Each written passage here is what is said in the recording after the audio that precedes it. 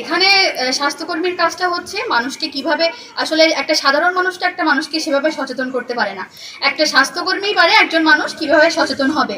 যেমন একটু শরীর অসুস্থ হয়ে গেলে মানে প্রাথমিকভাবে ওর স্যালাইন খাওয়া, তারপর হচ্ছে গর্ভবতী মা, বৃদ্ধ মানুষ, শিশুদের এবং বাইরে কাজ করে এমন তাদেরকে বেশি রোদে থাকা যাবে না, সবসময় ছায়াযুক্ত স্থানে থাকতে হবে।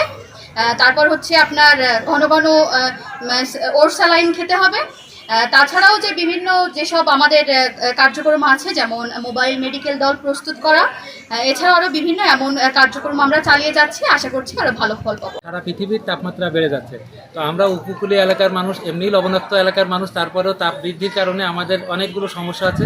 তো আজকে এখানে মহড়ার মাধ্যমে যে মেসেজটুকু দেওয়া হলো যে আমাদের তাপ বৃদ্ধিজনিত কারণে আমাদের কি করা উচিত, কীভাবে সতর্কতামূলক ব্যবস্থা নেওয়া উচিত, এটা এখানকার স্টুডেন্টদের পাশাপাশি যারা অভিভাবক এবং সুধীজন যারা ছিলেন তাদের জন্য চমৎকার কাজ করবে। আগামী দিনের জন্য তারা সতর্কতার সহিত থাকতে পারবে এবং জলবায়ু পরিবর্তনজনিত এবং তাপমাত্রা বৃদ্ধিজনিত কারণে আশা করা যায় তারা আগে চাইতে অনেক ভালো পরিচালনায় থাকতে পারবে।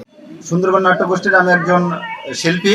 আমরা এখানে উত্তরণের আয়োজনে আমাদের সুন্দরবন নাট্যগোষ্ঠীর পরিবেশনায় আমরা যে নাটকটি এতক্ষণ মানে মঞ্চস্থ করলাম, এটি মূলত আমরা উপকূল অঞ্চলের মানুষ, দুর্যোগ আমাদের নৃত্যসঙ্গী।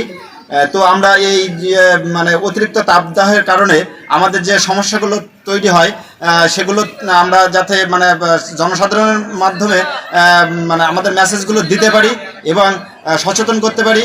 অতিরিক্ত তাপমাত্রায় যেন আমরা বাইরে না যাই, যদি ইমার্জেন্সি কোনো কাজে যাই সেক্ষেত্রে যেন অবশ্যই আমরা ছাতা ব্যবহার করি এবং অতিরিক্ত ঘাম হলে অবশ্যই যেন আমরা স্যালাইন খাই। তবে আমাদের আবার খেয়াল রাখতে হবে যে অতিরিক্ত স্যালাইন খাইলে কিন্তু আমাদের আবার শরীরের জন্য খুব মারাত্মক ঝুঁকির কারণ হতে পারে। এবং আমরা যাতে মানে সময় মতো, যেমন সন্ধ্যার একটু আগে বা হচ্ছে খুব সকালে আমরা যাতে মানে অতিরিক্ত গরমে না যেয়ে এই সময় আমাদের মাঠের কাজগুলো করতে পারি, এই মেসেজটা মূলত আমরা এই জনগণকে বোঝানোর জন্য আমাদের এই নাটকটি পরিবেশনা। আসলে আমি এই পরিবেশনায় আমি চেয়ারম্যানের ভূমিকায় অভিনয় করছি।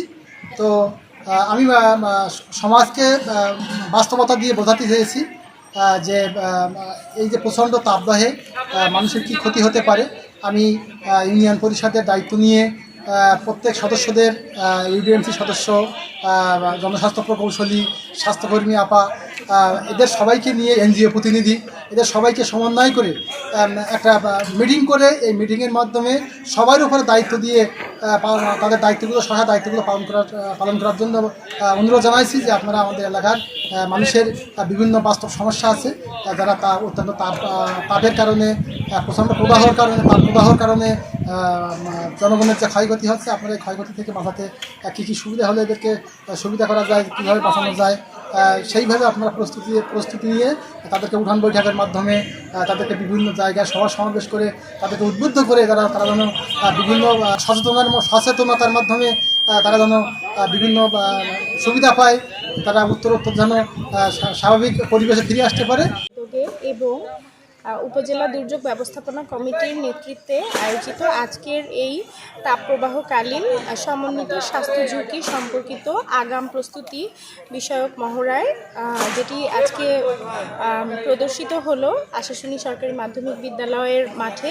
তো এই মহড়ার মাধ্যমে আমরা আসলে আশাশুনি উপজেলার মানুষকে আসলে বোঝাতে চেয়েছি যে তাপপ্রবাহের আগেই আগাম কী প্রস্তুতি নিলে মানুষ তাপপ্রবাহজনিত যেই স্বাস্থ্য ঝুঁকিগুলো আছে সেই স্বাস্থ্য ঝুঁকিগুলো থেকে নিজেদেরকে সুরক্ষা দিতে পারবে।